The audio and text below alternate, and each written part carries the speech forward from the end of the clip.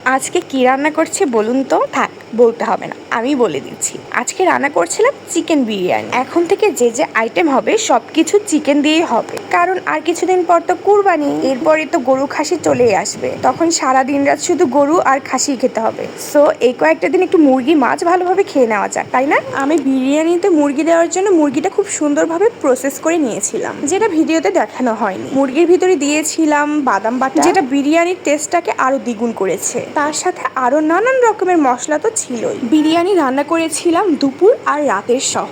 আলহামদুলিল্লাহ, সত্যি বলতে এত মজা হয়েছিল যে বিরিয়ানিটা দুপুর বেলায় শেষ। কিন্তু এখন আমার ভাবতে হচ্ছে আমি রাতে আবার কি দিয়ে কি খাবার রান্না করব, যেহেতু আজকে রাতের আর দুপুরের সহ রান্না করেছিলাম বিরিয়ানি। তো তরকারি রান্না করার তো কোনো ম্যাটারই ছিল না, আজকে আমি তরকারিটা রান্না করি। এখন আমি ভাবছি রাতে কি রান্না করব, কি দিয়ে রাতে খাওয়া হবে। যাই হোক, সেটা পরের চিন্তা, পরে দেখাবো, আগে এটা এনজয় করুন। এর ভিতরে মশলা দেওয়ার পরে দিয়ে নিচ্ছিলাম পেঁয়াজ কুচি। আমার ফেসবুক পেজে অনেক বড় বড় রাঁধুনি আছে, সবার কাছে আমার একটা কোয়েশ্চেন, বলুন তো এখানে আমার কি মিস্টেক হয়েছে, আমি কি দিতে ভুলে গিয়েছিলাম। আচ্ছা, আরো সহজে বলে দিচ্ছি, এই পোলাওয়ের মধ্যে মাংসের ভিতরে সব ঠিকঠাক আছে, ওটা তো আমি ভিডিওতে দেখাইনি। পোলাও রান্নার ভিতরে একটা জিনিস দিতে আমার মিস্টেক হয়ে গিয়েছিল, বলুন তো কি দেইনি আমি? খুবই কমন কিছু একটা, যেটা দেওয়া লাগতো, বাট আমার মনে ছিল না। আমার পোলাওয়ের পানিটা দেওয়ার পরে হঠাৎ করে মনে পড়েছে। এখানে আমি পেঁয়াজের কালারটা খুবই ন্যাচারাল রাখার চেষ্টা করেছি, একটু ব্রাউন কালার হলেই কিন্তু পোলাওয়ের কালারটাও চেঞ্জ হয়ে যেত। পোলাওটা সাদা রাখার জন্য আমি পেঁয়াজটা বেশি ভাজিনি, হালকা নরম হলেই আমি পোলাওটা ঢেলে দিয়েছিলাম। আর পোলাওটা বেশ অনেকক্ষণ যাবত আমি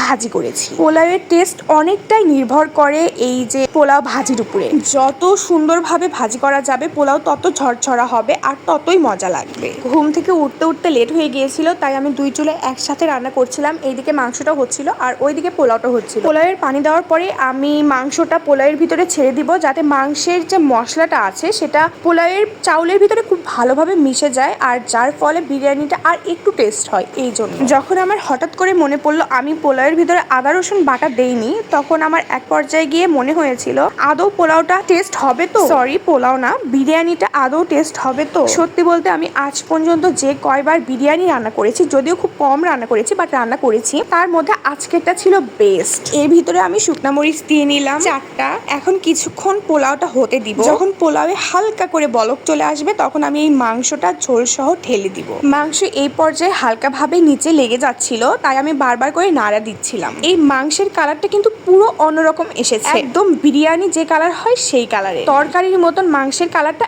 একদমই আসেনি। এই দেখুন, আমার এত ভোলা মন, গল্প করতে করতে আমি ইন্ট্রোটাই দিতে ভুলে গিয়েছি। ভিডিও এখন শেষ হয়ে যাবে অথচ ইন্ট্রোটাই দেওয়া হয়নি। হ্যালো সবাইকে, আসসালামু আলাইকুম। Hope you are all doing well and I am also welcome to শিনফাস creation and also welcome to my another new blog. দেখুন বিরিয়ানির কালারটা কতটা পারফেক্ট এসেছে, আর বিরিয়ানিটা কিন্তু খুব সুন্দর ঝরঝরে হয়েছিল।